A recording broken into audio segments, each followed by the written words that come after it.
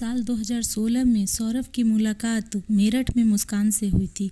मुलाकात दोस्ती में बदल गई और फिर दोस्ती प्यार में। सौरभ ने मुस्कान को बताया था कि वो मर्चेंट नेवी में काम करता है और लंदन में पोस्टेड है। मुस्कान शादी के लिए तैयार थी, लेकिन सौरभ के घर वाले मुस्कान से उसकी शादी के लिए तैयार नहीं थे। लिहाजा सौरभ ने घर वालों की मर्जी के खिलाफ जाकर मुस्कान से शादी कर ली। शादी के बाद वो 6 महीने के लिए लंदन चला गया। बाद में पता चला कि सौरभ मर्चेंट नेवी में नहीं बल्कि लंदन की किसी बेकरी में काम करता है। उसकी माली हालत भी अच्छी नहीं थी। इधर सौरभ और मुस्कान को तब तक एक बेटी हो चुकी थी। बेटी होने के बाद अब सौरभ के घर वाले भी उसके करीब आने लगे थे, मगर तभी कहानी में एक नया ट्विस्ट आता है। इसी दौरान मुस्कान की मुलाकात उसी मोहल्ले में रहने वाले साहिल शुक्ला से होती है, जो स्कूल के दिनों से मुस्कान को जानता था। देखते ही देखते दोनों बेहद करीब आ गए। अब साहिल अक्सर मुस्कान के घर आने जाने लगा, यहाँ तक कि दोनों घर में शराब भी पीते और नशा भी करते थे। साल 2021 में जब सौरभ लंदन से मेरठ आया, तब मकान मालिक ने उसे मुस्कान और साहिल का सच बताया। इस बीच दोनों के कुछ चैट पर भी सौरभ की नज़र पड़ी। फिर सौरभ और मुस्कान में झगड़ा हो गया। बात तलाक तक पहुंची। सौरभ मुस्कान को अब तलाक देना चाहता था। इन्हीं झगड़ों के बीच 2023 में सौरभ फिर से लंदन चला गया।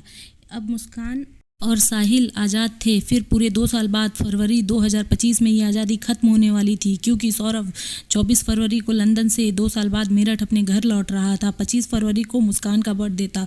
वो उसका बर्थडे मनाने आ रहा था, लेकिन इधर मुस्कान का कुछ और ही प्लान करके बैठी थी। इसका इरादा ठीक बर्थडे वाले दिन यानी 25 फरवरी को ही सौरभ को मार डालने का था, मगर ऐसा हो न सका। 25 फरवरी वाली प्लानिंग फेल हो गई और सौरभ बच गया, मगर मुस्कान और साहिल अगली प्लानिंग में जुट गए थे।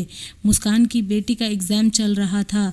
3 मार्च को एग्ज़ाम खत्म होते ही मुस्कान ने अपनी बेटी को अपनी मां के घर भेज दिया और 3 मार्च का दिन सौरभ के कत्ल के लिए चुना। उस दिन रात को जैसे ही सौरभ अपने कमरे में सोने गया, मुस्कान ने साहिल को बुला लिया। इसके बाद पहले मुस्कान ने सौरभ के सीने पर तेजधार खंजर से वार किया, क्योंकि साहिल चाहता था कि सौरभ के सीने पर पहला वार उसकी पत्नी मुस्कान ही करे। फिर साहिल चाकू लेकर सौरभ पर टूट पड़ा।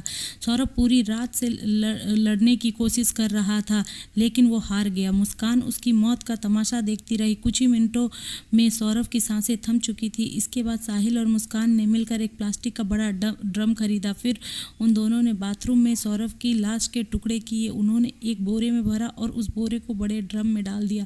फिर उस ड्रम को सीमेंट का घोल डालकर भर दिया। इसके बाद वो दोनों साहिल के घर जाकर आराम से सो गए। फिर 4 मार्च की सुबह हुई। लाश वाला ड्रम कमरे में रखकर अब मुस्कान साहिल के